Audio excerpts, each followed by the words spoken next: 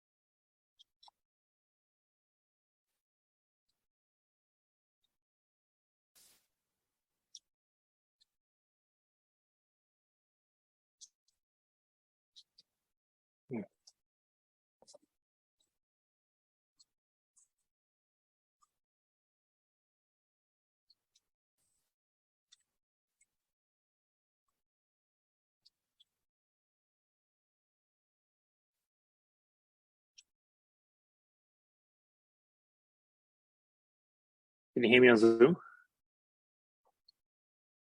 Yeah, we can hear you. Perfect.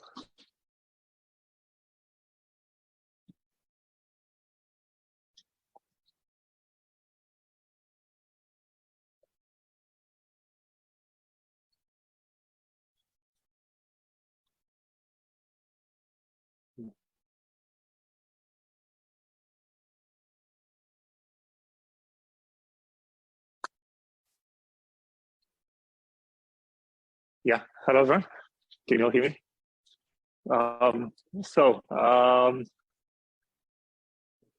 Where were we? So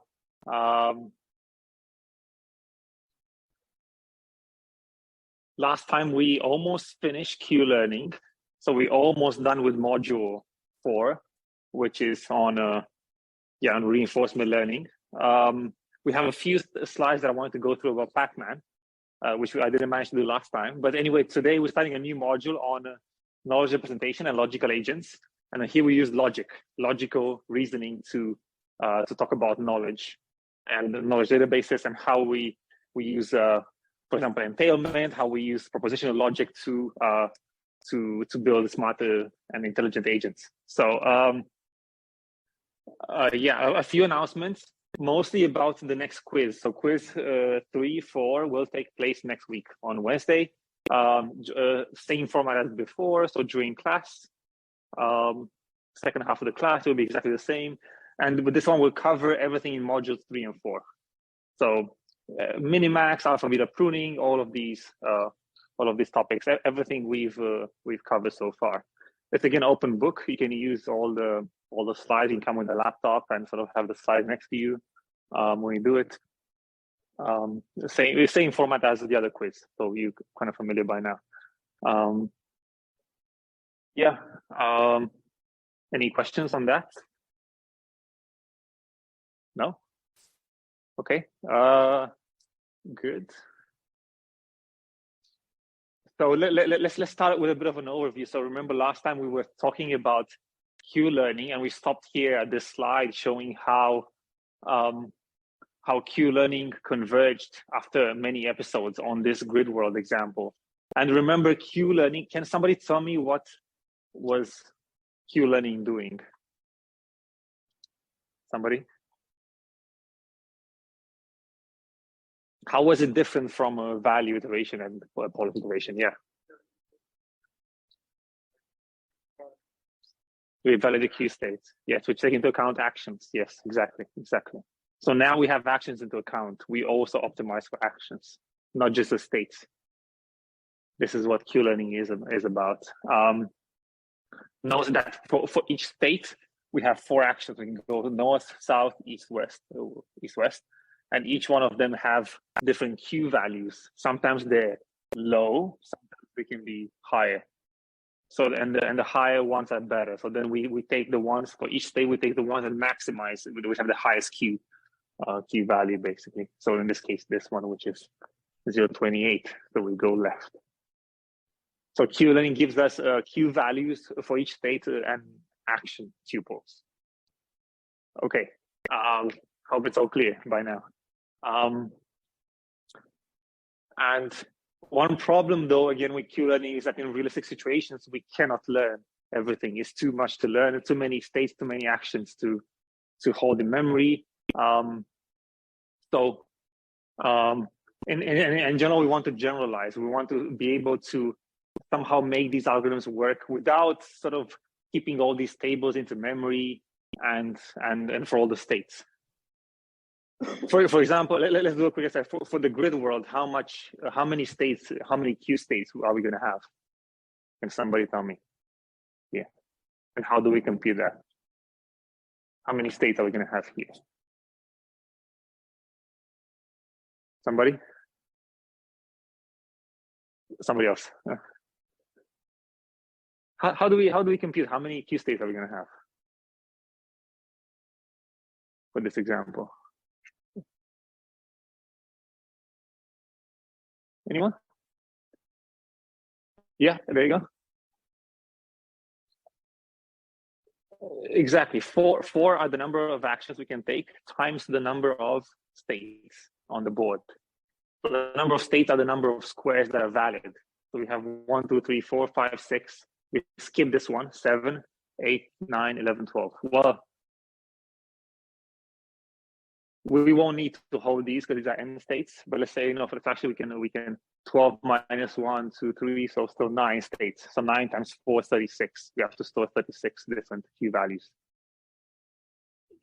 So you can see how this becomes very big. We have many values. So that's a table of 36 elements that we have to store for all those Q states. And if we have a bigger state, then many states here. Imagine we have thousands of states and many actions, and then it becomes very big. So we want to generalize. We want to basically generalize to kind of like also be able to compare similar states somehow. Similar states are similar together to kind of like compress them. And it's actually a fundamental idea in machine learning. We'll come back to it. Like sort of like states that are similar, concepts that are similar in general. We will be able to want to somehow compress them and give them a same representation. So let's take the example of Pac-Man. Let's say we discover through experience that this state is bad, which is basically where your Pac-Man agent is here in this corner, and there's two ghosts that are approaching it. You discover from experience. You cannot, let's say, get out of this.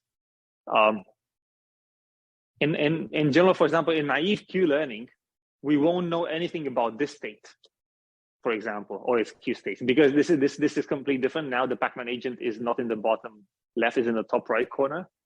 But it looks very similar. Look how the ghost is being cornered by two ghosts, basically. It's a very similar state, actually, to this one. Or even this one, for example. And I had a bug here, actually. Well, I put the wrong picture. I meant to put this one, which doesn't have food. So basically, even if what I was trying to say here, I put the wrong figure. Imagine if there's a few missing food items, but the ghosts are exactly in those positions. It's basically the same thing. So if you have a food item taken out, naively your Q learning will consider it as a new state. You want to make sure that you want to have some sense that these are similar states, and naively we won't have that by default. I fixed this figure, but imagine here some food items were missing. But otherwise, the Pac-Man is still here, the ghosts are still there. Very similar state. So what we do to solve this is to use what I call the feature-based representation. So with the feature-based representation, we describe the state of the board using features. So for example, we compute the distance to the closest ghost, which is 2 steps away, for example, 1, 2 here, or 1, 2 here also. Distance to the closest dot, 1, 2, 3, for example. We compute these kinds of features. The number of ghosts, 2 ghosts. 1 over square root of 1 over distance to dots to the power of 2. Is Pac-Man in a tunnel, 0, 1. We can compute all these kinds of features, and then we assign a vector of these features to the state, and then we can basically compare the states. If the state has the same features, for example, the same distance to the ghost, the same distance close to the dot, and so on, then we'll consider it to be the same state. So that's one way we can do it. We can compute these features and calculate the state by these features. Does it make sense? Any questions? Yeah. And one way we can basically write a Q function is by being able to decompose it as a sum of these features, as a weighted sum of these features. So if F1 of S is our feature one, so S is our state, F1 of S is the distance to the closest ghost, for example, F2 of S would be the distance to the closest food item, Fn of S is something else, the number of ghosts, and so on. We can give weight to each of these features, and basically W1, W2, and so on, and then we sum them up, and that would be our value for the state. And that's how we can give a value, and we can do the same for Q states, where we can have a feature of a state and also an action. So we can say, for example, that if you have a ghost, it's actually bad to go in the direction of the ghost. So taking the action that takes you towards the ghost, basically, you kind of want to go further away from the ghost. So this feature will also depend not only on the state but also on the exact action you take. If you're going towards the ghost or further away from it, and so on. So our experiences are summed up with a few numbers now. We don't have the whole state anymore, and that's the main advantage. And of course, the disadvantage is that we have states that share many features that could share the exact same features, but they actually could be very different nonetheless in value. That's a disadvantage of this approach. But at least it allows us to have more tractability in our methods, to be able to more tractably express these key values and key states. Okay. And we can, yes, so we can do Q learning with these Q functions. So this is exactly our basically our temporal difference learning for Q values. So we have the Q state, which is a combination of which is the old one plus alpha times the error. And now the weights become updated with the old weights plus our alpha parameter times the error times the new features. So that's how we can update the weights, basically, these weights of our features. So we can basically, this way we can adjust weights on the fly as the training happens. Yeah, and we'll see sort of this idea is actually very similar sometimes to gradient descent, actually. So we will see that a bit later when we go on the course when we do machine learning, where we'll basically also do something like that, some kind of updates on the weights. We'll see also then where we basically try to update the weights in the direction of the gradient. So this thing is actually very similar in flavor to that. And there's a formal justification of this, which is an algorithm called online least squares. Least squares is basically an algorithm that is minimizing the sum of square differences. But we're not going to go into this formally. So, but just so you know, it exists. There's a formal justification for this. Okay. So let's take an example. Let's do a quick example on Pac-Man. So imagine you have this state right now on the top, and you have this, and you define this Q state, which is a combination, a weighted sum of two F values, an F dot and an F ghost. So here the F dot is basically 1 over the, we define it, we choose to define it as 1 over the distance to the closest dot. And F ghost is 1 over the distance to the closest ghost. Yeah, we define those features. So we compute a Q state of that, and also I also say we also initialize these weights to some numbers. So let's say we choose 4 and 1. Let's say we believe initially that this feature is more important than this one, for example, so it has a higher magnitude. So the distance to the closest dot through dot is, it's 4 times more important. We compute this F value, so F dot of S and to go north is 0.5, F ghost of S north is 1.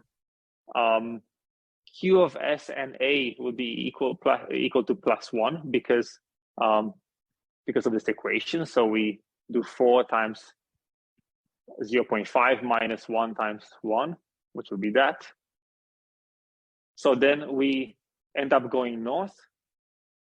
Then our reward is minus 500 because we are eaten by the ghost, right? So we get this error, which is minus 501, which is this minus that, and then we update the weights basically. So now our weights will be 4 plus alpha times the error, which is minus 501 times 0.5, the feature, and the same for this one. And for an alpha of and this alpha is also called the learning rate. It's how much so how much we take into account of the new experiences, basically. So for a high learning rate, it means the new observations will have much more weight on the final outcome. So we get a new value of QS and A to be now, after doing all of this, after doing these updates, we get the weight on the dot is now 3, and the weight on the ghost is minus 3 now. Yeah. So so what this means, so notice how we started from a belief that the dot is more important than the ghost, and now we updated that belief, and now we think they're kind of equally important. Now you see they both have the same magnitude of 3. So the kind of, yeah. So we adjusted our beliefs as a result of this update question. Yeah.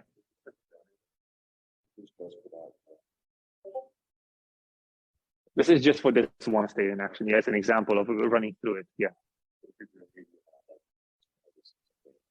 Yeah, exactly. Yes. We have the same for, yeah.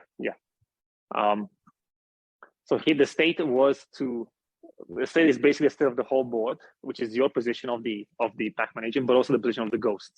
Everything describes a state, and the action is to choose to go north. But you'll do the same for example, for east, for example, and you can confuse forward in time what's going to happen and so on. Yeah. Okay. I thought I had some messages on the chat on Zoom. No? Oh.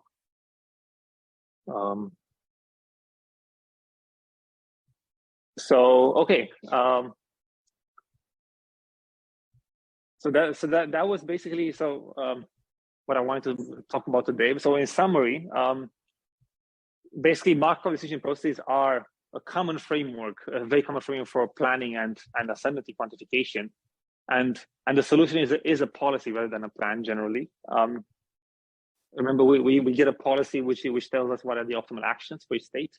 The plan, we have to come up with it afterwards, given the policy, but it's not too difficult. Then we spoke about algorithms for solving NDPs, value iteration, policy iteration, and about reinforcement learning. So we spoke last time about passive learning and so on, and maybe it's like a model-based learning, temporal difference learning we touched about, and how and what are some exploration strategies. So that I'm skipping this. So that brings us to our next module, module 5, which is on knowledge-based agents. So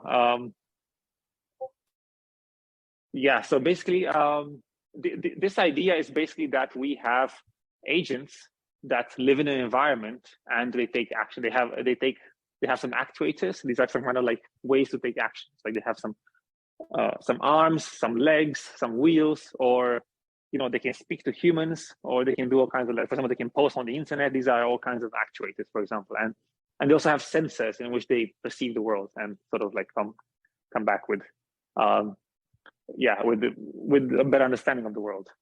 And now we're in a paradigm where we have a knowledge base. So we will think of it as the robot is going to accumulate knowledge, and we put that in a knowledge base, and that it will also have an inference engine. Like for example, knowledge base could be some kind of clauses, like the car is blue, and so on, and other kinds of things, like the driver is over 21 years old or has a permit and so on, and then it can basically draw up like inferences from that, like the driver, can the driver drive the car? Yes, because he's or she is she has a driving license, for example, and so on. So so this will be domain specific content that we put in these knowledge bases, and the algorithms will generally be domain independent. They can run on many different kinds of knowledge bases, and the same kind of inference procedures will run on them.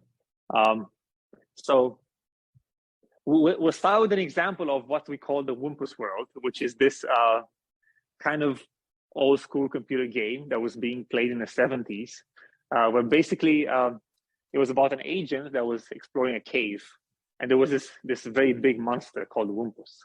And Wumpus was basically a beast that was eating the agent. If the agent got to the Wumpus, and it was being eaten. And there were many rooms in the cave connected by passageways. The monster was lurking somewhere in the cave. We don't know exactly, but if we enter the room of the monster, then we'll be eaten alive. And some rooms also contain some bottomless pits that would trap our agent. And there was also like a heap of gold in a room. So the idea was then to get in the game, find the gold, and exit without being eaten by the monster. Basically, that was the idea. And this was a computer game, kind of almost on a console, or like with a very limited graphic interface. I'm skipping this, but but the idea was, yes. So if we found the gold, we got plus 1,000 points. If we die, we get minus 1,000. We got a penalty of -1 per step. And we also had this kind of like arrow action, basically, in some versions, where you can shoot an arrow and sort of like kill the Wumpus, something like that. So if you manage to target it correctly. And there were also some kind of like, the environment was telling us something about like the squares that are adjacent to Wumpus are smelly. The squares that are adjacent to the pit are breezy, basically. So we got some kind of notion that, we're close to the Wumpus, or we're close to a pit. And and the pit was basically, if we fall in the pit, then basically again, we die. So, and some more kind of like rules. And so we had some sensors, basically. So here the sensors in our case were the breeze, the smell. So the breeze of the pit, if you're close to the pit, you get a breeze. The smell of the Wumpus, if you're close to it, or the glitter of the gold. You see it if you're close to the gold, you see the glitter. And the actuator was to turn left, turn right, to go forward, grab the gold, release the gold, and shoot with the arrow, for example. So that's, for example, the map, some kind of hypothetical map of how it looked. So you would start here in a square 1, 1. You wouldn't know all of these. You would find them out as you explore them. But for example, the Wumpus would be here. So if you get close to it, all these adjacent squares, like close to the Wumpus, would have this stench. You had also pits. If you fall in these pits, again, you die. And they would get a breeze, basically, so close to the pits, you would get all these breeze squares. And you'd also have the gold here. So the idea was to kind of find the gold here, grab it, and come back without dying. So of course, you would start with something like this. You wouldn't know anything about the squares. Your agent will be here, and you'll be told that this is okay, this state is okay. Then you know that these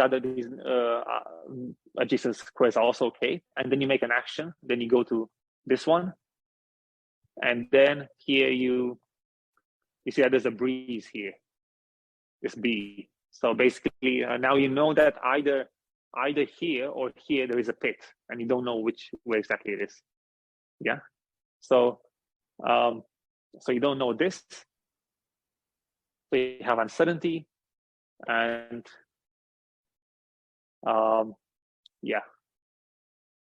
sorry. And then you decided to actually then move here, back here, and then you get a stench here.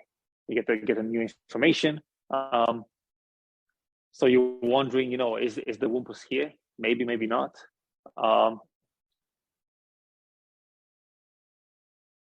then you go here, then you get this is okay, and so on, and you keep exploring up until you find the gold, and you grab it back. So what I wanted, the reason why it's important to what we were showing this example is because you have a lot of uncertainty. So sometimes you don't know initially, as we saw in the game, where the pit is. It could be here or here, and so on. So you have uncertainty, and you have to work with it and reason with it, like with this knowledge bases and interest schemes. So this can be well studied and captured with logical reasoning. So and logical reasoning are basically like formal languages that represent information, such as new conclusions that can be drawn. So let me turn the sound off. Yeah. So we can express sentences, then we can make deductions, like a formal deductions, and to draw new conclusions. So the syntax defines the sentences in the language. We have some notion of semantics, which define the meaning of the sentences, and we have something called the truth of the sentence, whether the sentence is true or false. So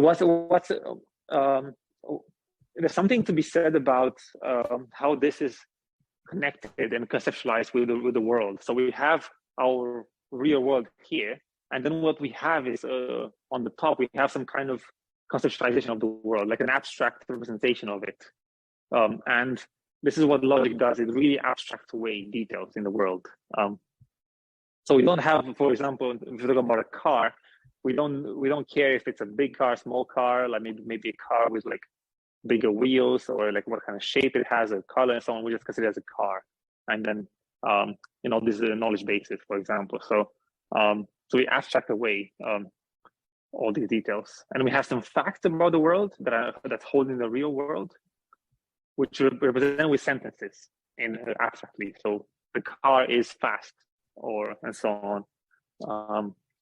Or the driver has a driving permit. And these sentences can entail, and we'll see shortly what that means. So they can entail new sentences. So basically, they can be used to infer new sentences. So for example, if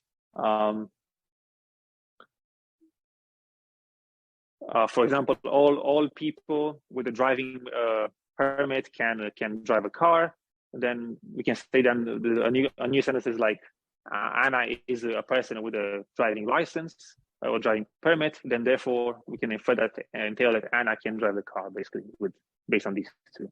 And these sentences again represent facts in the real world, and again they basically hold these new inferences would hold back in the real world. The new knowledge that we infer would hold back.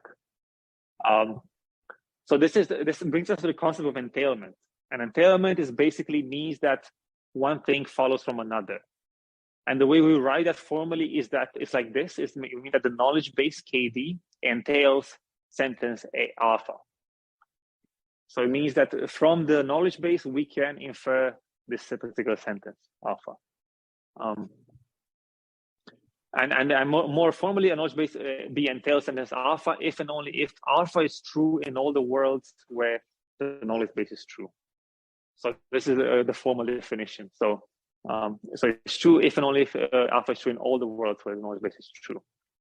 So, and then we have to bring the concept of models, and models are formal definitions of possible states of the world.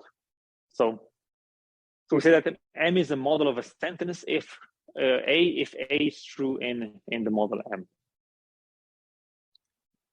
And M of alpha we define to be the set of all the models of a sentence A. So then we say that the knowledge base entails alpha if and only if all the models of the knowledge base are a subset of all the models of alpha. So here the idea is the more sentences we add to the knowledge base, for example, alpha is a single sentence, but the knowledge base contains alpha and maybe some other sentences. Then the more we add, the more models, the more we constrain our set of possible models. So this is a set of this is a model for the knowledge base, and this is the model for alpha, basically. So this is the model of knowledge base becomes a subset of the model for alpha, for the sentence alpha. Any stop here for a second. Any questions?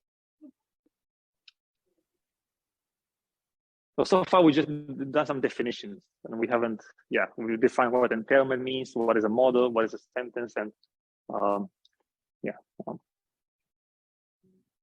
Any question? Okay.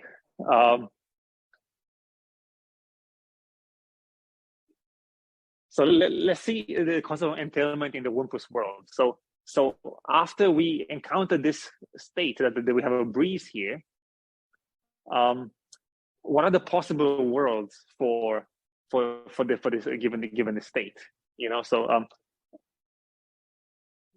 where is the pit? That's the question, basically. Where do we have a pit or do we have no pit? What are the possibilities, basically? So let's say these are all the possible worlds we can have, all the possible possibilities, but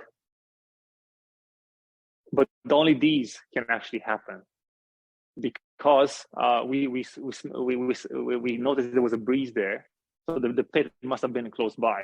So this couldn't have been the case because there's no pit in either of these. This could have been the case because we would have felt the breeze also here for this one, and so on. So this is the model for this particular, let's say, sentence, you know, for the state, you know, in the Wumpus world. These are all the possibilities that we can have, given that our agents felt the breeze here. So, and what about the fact that so if we have a sentence alpha 1, it says state 1 2 is safe, then the knowledge base entails alpha 1. And then if we have a sentence alpha 2, which says that the 2 2 is safe, then the question is, does the knowledge base entail alpha 2?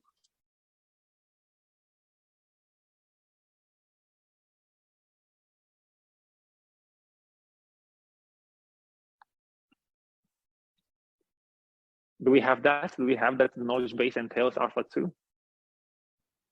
No. I heard a no. Yeah. Why? Exactly. Yeah. So it could be, yeah. So it does not entail. The knowledge base does not entail alpha 2. Because the pit could be here or here. It's not safe. This particular location. 2 2 is not safe. Yeah. So it does not entail knowledge base does not entail alpha 2 here.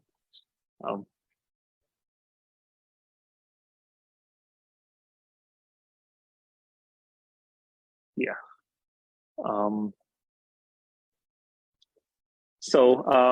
Okay, so let's talk about inference. So some more definitions. So I promise you I won't make too many definitions, but these are quite important. So we have a definition that knowledge base entails under procedure I sentence alpha, and we read this. We can also read this as sentence alpha can be derived from the knowledge base by procedure I. So now we have the notion of a procedure that helps us infer sentences under a particular knowledge base, right? So the procedure is like an algorithm. It's a function that we can run. If some of you have any of you ever programmed with Prolog, for example, or any of these logical programs? Has anyone? No. So for example, Prolog is a knowledge engine that can tail, for example. So that this I could be given by a program like Prolog, and it can deduce sentences. So now the question is, how do we characterize this procedure? For example, does the sentences that this algorithm produces, given the knowledge base, are they actually true in the real world? And are all the sentences that are true actually found? So this is what the notions of soundness and completeness means. So soundness. So soundness of a procedure I. So I is sound if whenever the knowledge base entails a sentence under the procedure I, it is also true that the knowledge base entails alpha in the real world. So what does this mean? Is that if our algorithm found a clause given the knowledge base, then we know that clause is true in the world. This is what soundness means. What does completeness means? Procedure I is complete if whenever the knowledge base, whenever there's a true clause alpha in the knowledge base and entailed by the knowledge base, it is also true that our procedure I will find that sentence alpha given the knowledge base. So that means completeness means that all the sentences that are entailed by the knowledge base will be found by our procedure.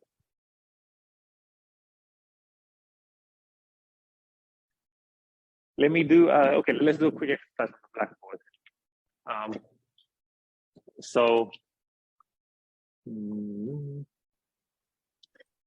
This is the set of,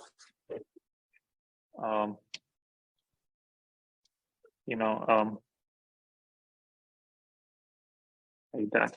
Knowledge base entails under I of alpha. And this is the set of the knowledge base sentences are entailed alpha. Sorry, this is the other way around.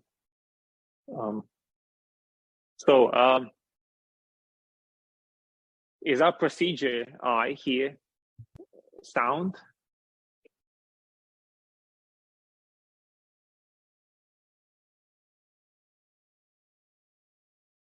Is it sound? Yeah, why?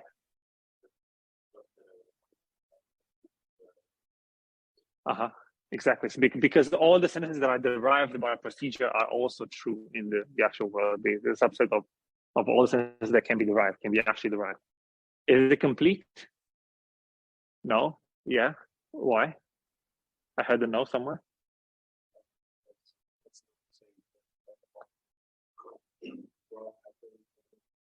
Yeah, because some of these are being missed, for example, all these are being missed. Because which means there are some true sentences that can be entailed under our knowledge base that are not covered by our method, by our procedure. For example, there can be some kind of inference that can be made in the real world. For example, again, given our example with the driving, Anna can drive the car. That might be a sentence that is entailed by this, but our procedure will never find it. If we ask the algorithm can you tell us, it will say, I don't know, or it can give the wrong answer. But that's the idea. So it will not be able to give a correct answer to that. Okay, so these are two fundamental concepts: soundness and completeness. You'll hear about them again in a formal logic.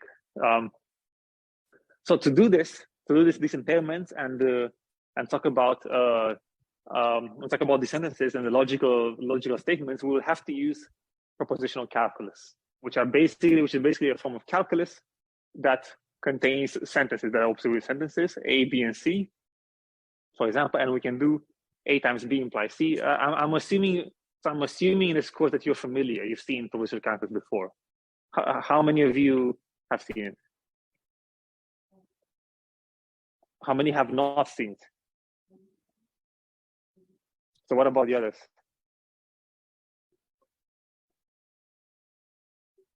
Do you want me to do a short recap of it, or well? Yeah, okay, we'll do a bit. We'll do some more exercises. I wasn't prepared for this, but I was hoping some of you because it is quite a prerequisite for this course. But we'll stop a bit more and do some more exercises. So first order, but I have prepared a quiz today, so we're gonna go through some of those. How about that? And then we can maybe let's see how much time we have, and we can do some more. So this is a form of predicate calculus. This is what we call first order predicate calculus, where we basically have not just these basic sentences, but we also have more complex expressions. For example, we have the notions of exists of x, which means that there exists the value of x such that the sentence is true, whatever follows is true. There exists a y. We also have for all, which is defined symbol, which means for all x, s of x is true, which means for all the sentences, for all s, this function s of x will be true. And now we have these are functions. So mother of x and y is x a mother of y, for example. That's it's a function of two variables that takes in two sentences and produces a value of true or false. And then we have that for each x there is a y such as the mother of x and y. So for every person in the world there is this a y which is their mother, basically. That's what this sentence is saying. And we also have we have several symbols. So we have what I call connectives. We have not, and, or, implies, or, if and only if. So we have all of these, and we also have propositional symbols, P, Q, R, and so on, which can take values of either true or false. So this is the kind of algebra we're gonna operate with. Let me see a bit. Yeah, why don't we take a short break here, 5-minute break, and we'll continue after that. And I will do a quiz in the second part of the class. Also a quiz, well, an exercise. Yeah, it's not a formal quiz.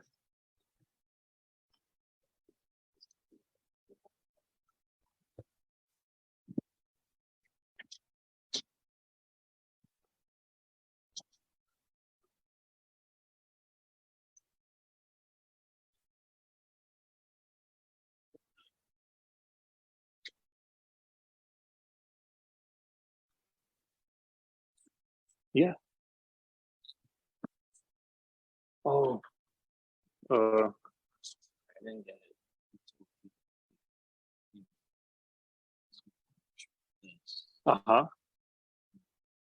You're supposed to find this optimal policy. Yeah. I looked in your slides, I tried to review, and I couldn't figure out. It's not hard. It's not hard. So. What do you want me to do with this problem?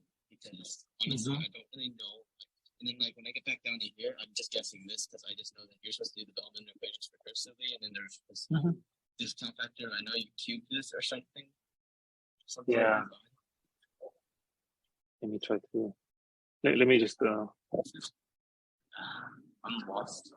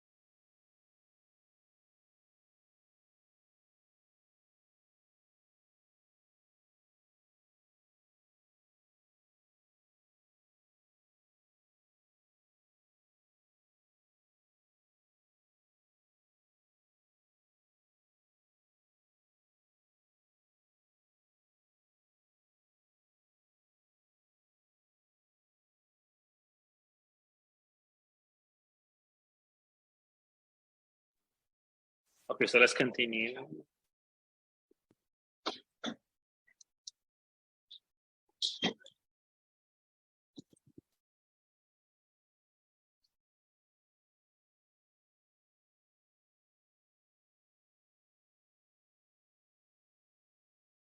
Okay, so we spoke about these connectives and the symbols, and they can all take values of true and false. Now, this is what we're describing as a syntax or the grammar of all these propositional logic. So, so you can have a sentence which is either an atomic sentence or a complex sentence. Let me try this. So a sentence can be either atomic or complex. An atomic sentence is basically a propositional symbol like P, Q, R, or either of those, or a Boolean right away, true or false. And the complex sentence can be either not a sentence and another sentence, a sentence or another sentence. Sentence implies another sentence, or sentence if and only if another sentence. So this describes all the space of possibilities of, and more precisely, all the space, or any first order formula can be expressed with this kind of grammar here for syntax. So yeah, it's frozen. Why? Okay, so that's an example. So the two sentences, so P and Q, all of this implies R, and then A implies B or not C. So all of these can be constructed with this kind of syntax or grammar. Yeah.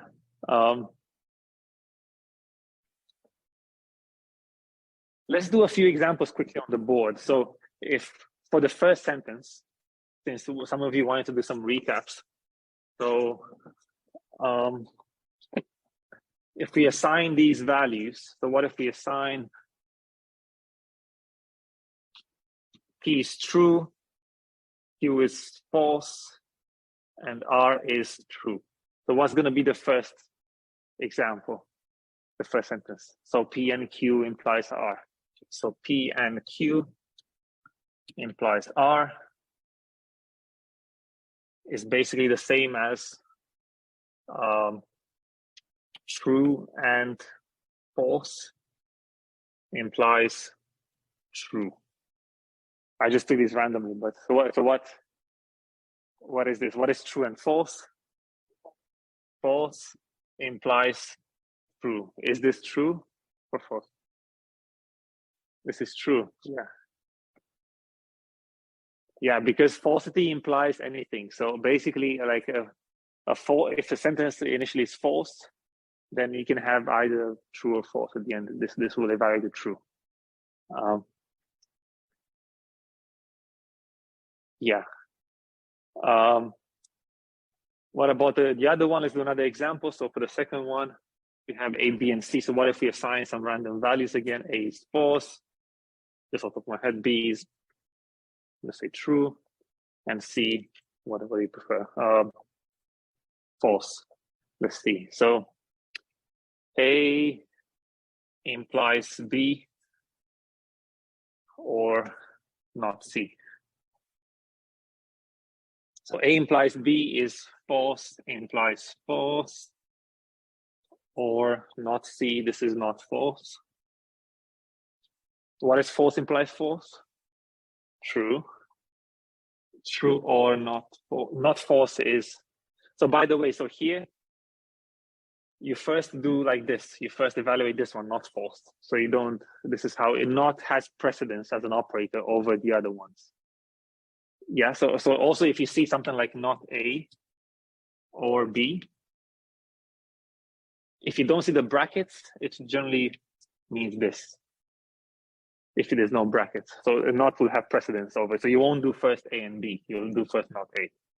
So same here, so not false would be true. So this evaluates to true. Okay. I hope so.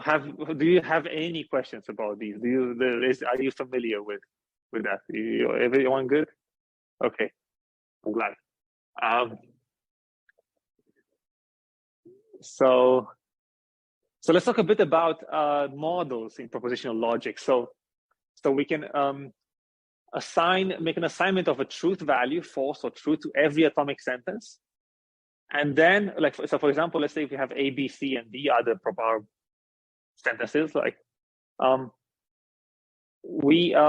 sorry, I was wrong. So no, I said that wrongly. A model is an assignment of truth value to every atomic sentence. This is by definition. This is how we define it in this case. So if we have 4 sentences A, B, C, D, would this one be a model? A equals true, B equals false, C equals false, and D equals true, according to this definition. Yeah. Yes, it is, because all of them have been assigned some value. All these sentences, A, B, C, D, all symbols. What about this model M prime? A equals true, B equals false, D equals false. Is that a model? No. Why? Because D has not been assigned a Boolean value, either true or false. So that's why, yes. So this is not a model, correct. How many models can be defined over n propositional symbols?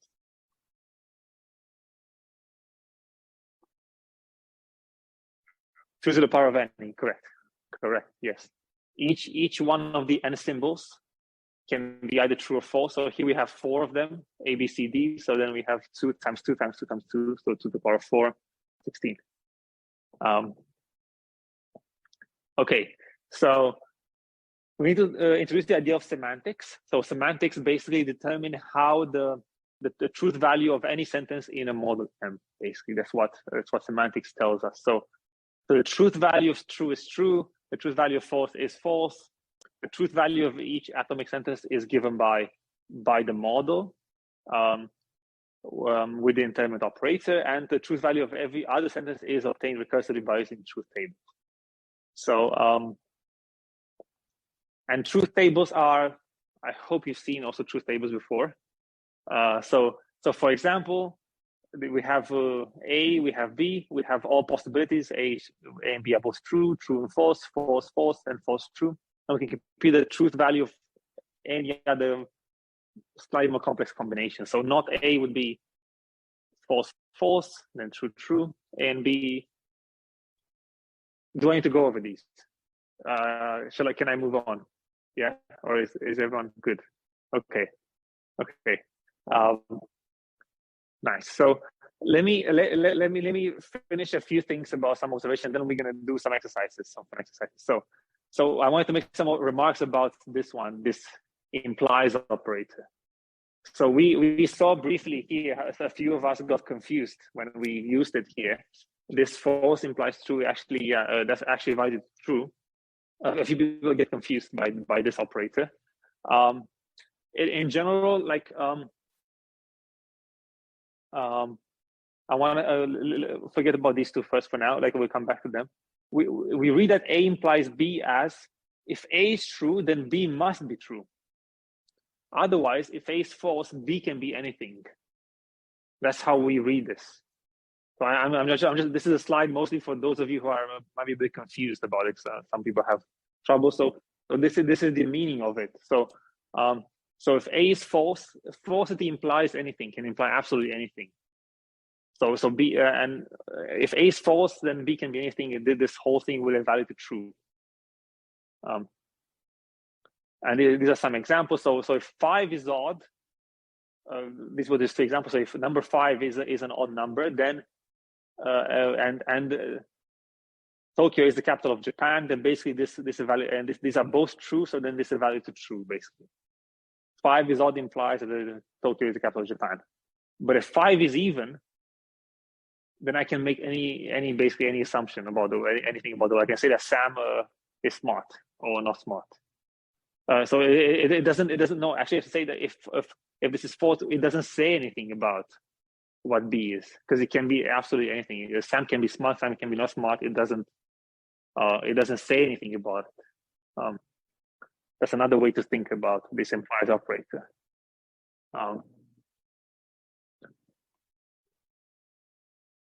Let me give you an example, because we spoke about the idea of a knowledge base. Let me give you an example of a knowledge base. So imagine you have this, for example, this here, like, you have a car, and you're trying to, you have a knowledge base about the car. So for example, the battery is okay, and the bulb's okay. And if these two are both true, then the headlights will work just fine for the car. We have another statement here, the battery is okay, and if the starter is okay, and if the tank is not empty, then the engine will start for the car. And then we have another sentence that if the engine starts and the tire is not flat, then the car will be okay.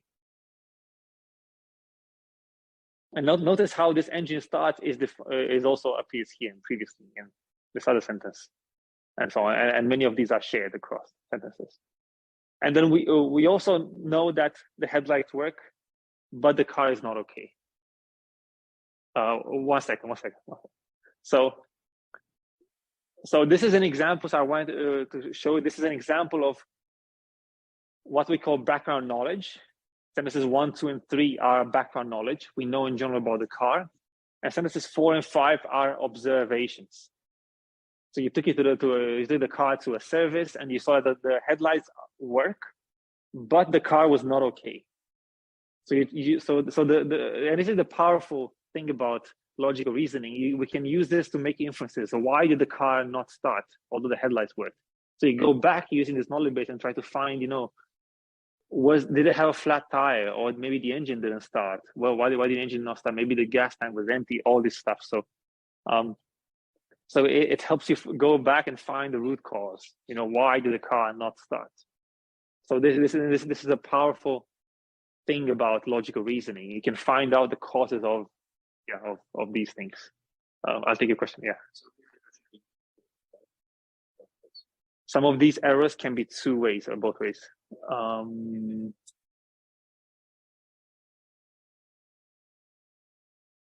Yeah. So we could have used the if and only if here, for example, instead of just implies. Yes, we could have done that.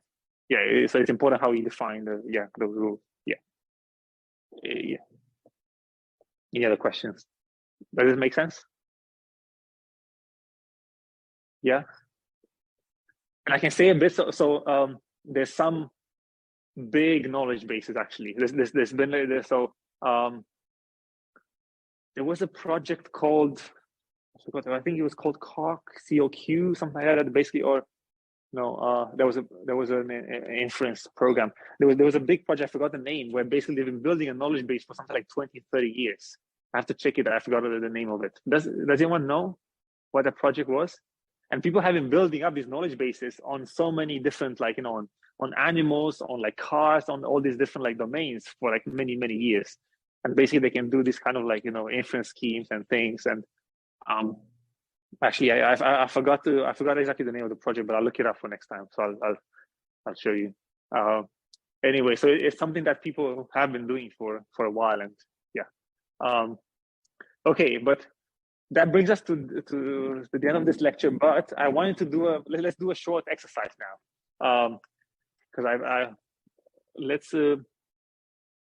let's see, since we have some time. So logical reasoning. So I made a few exercises. Let's do as a live quiz.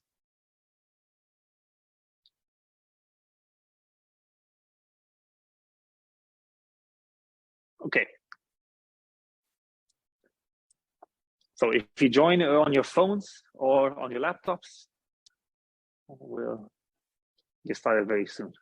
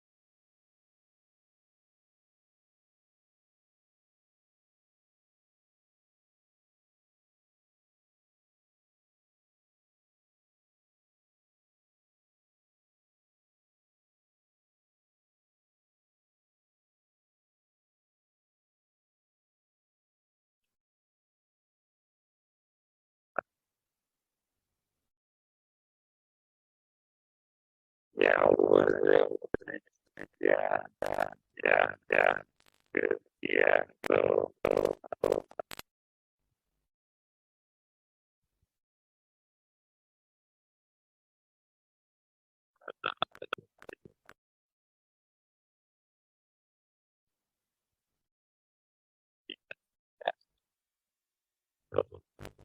Say,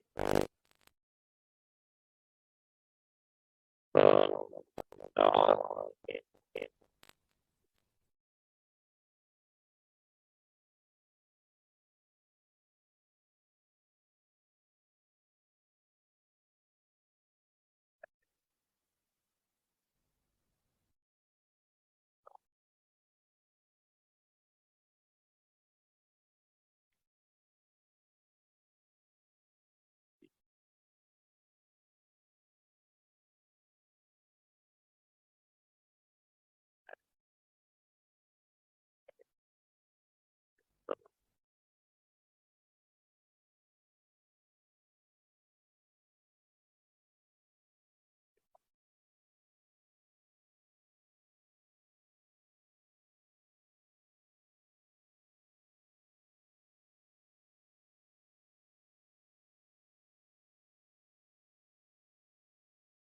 yeah,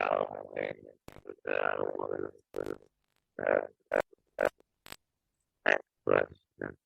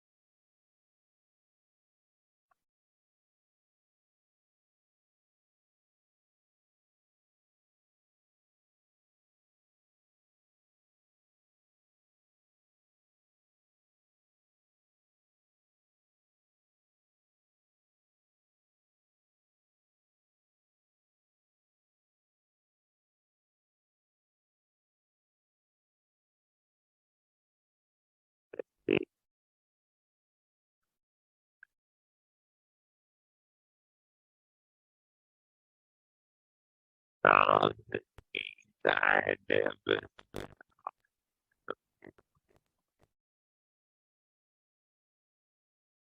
Yeah, that's it. So, when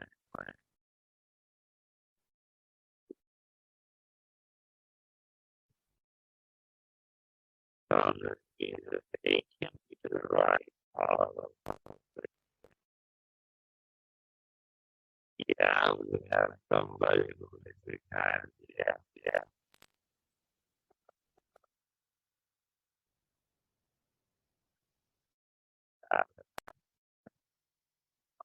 Uh, yeah,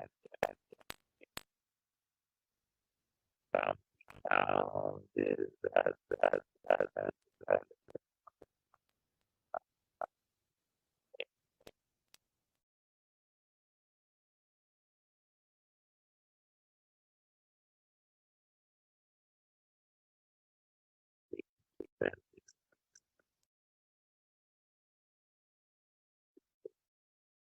yeah, okay, yeah, okay, so this is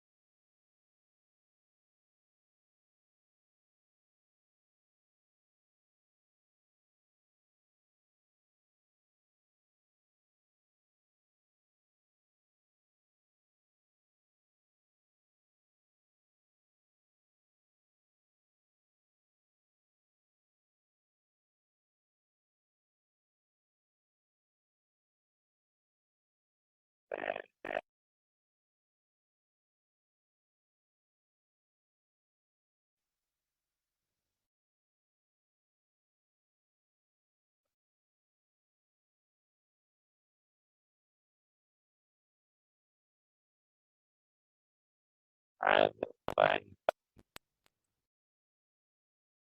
all the way on the thing.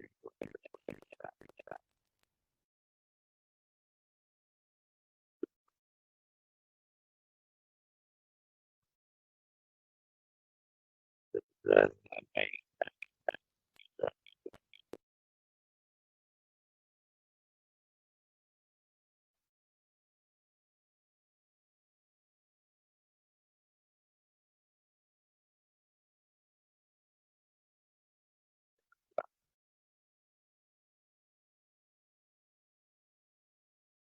So, think we have to put it out there.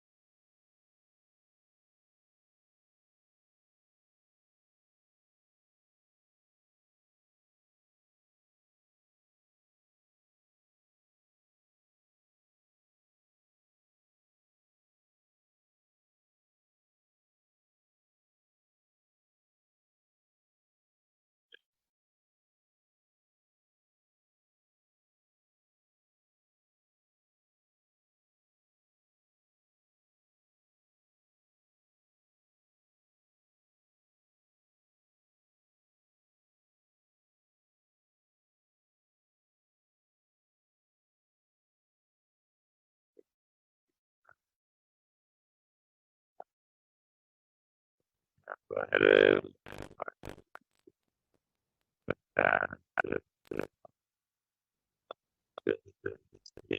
outside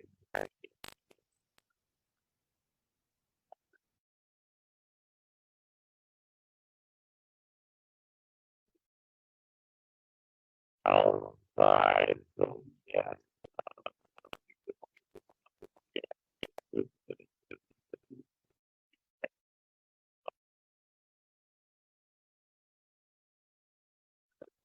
let's see so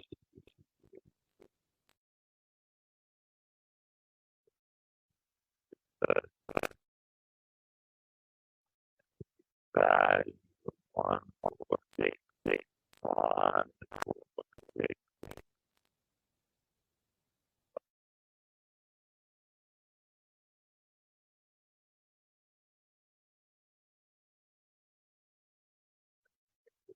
6 6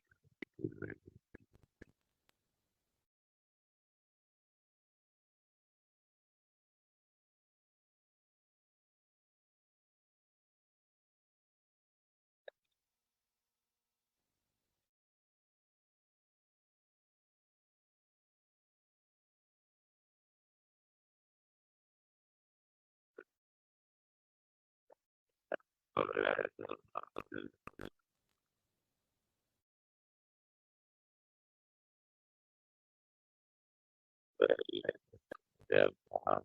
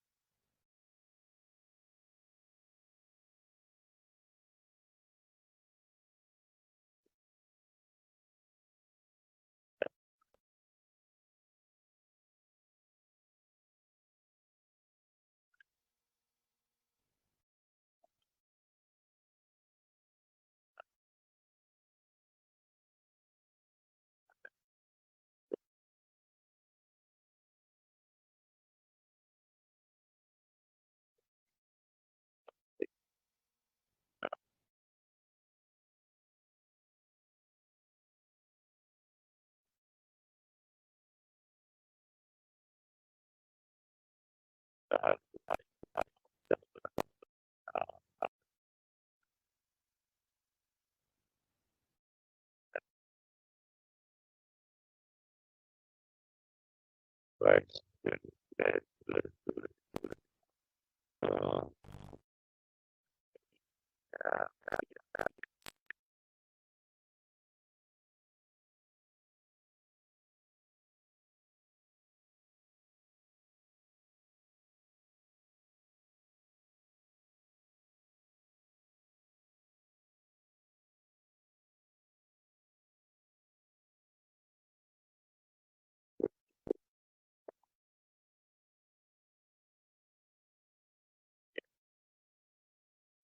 change that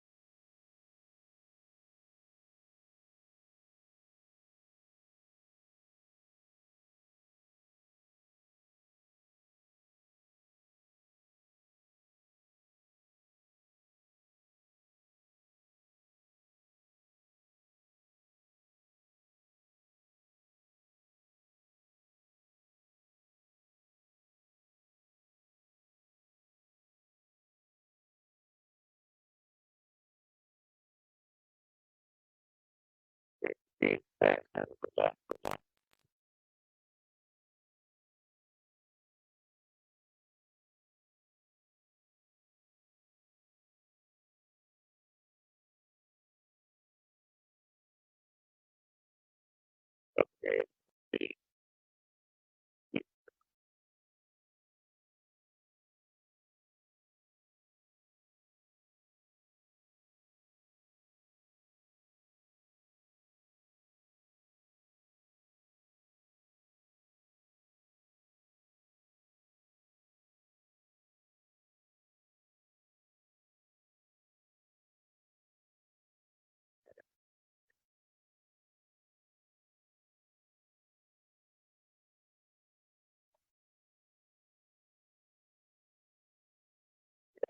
Now, why now?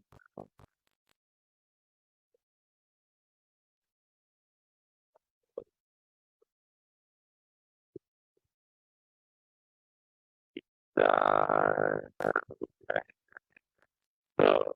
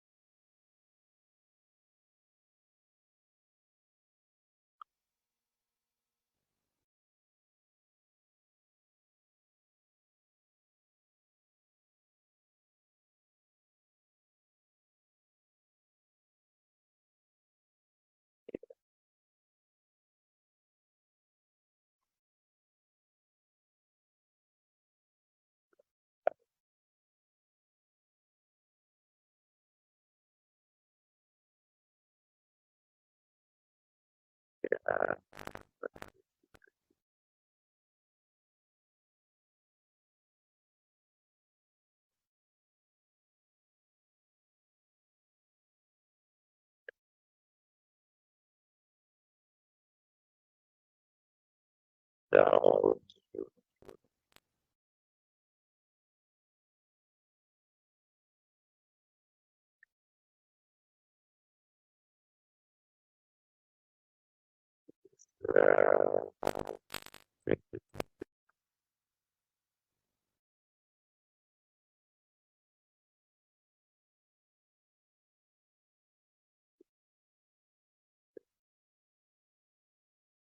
but I think like this.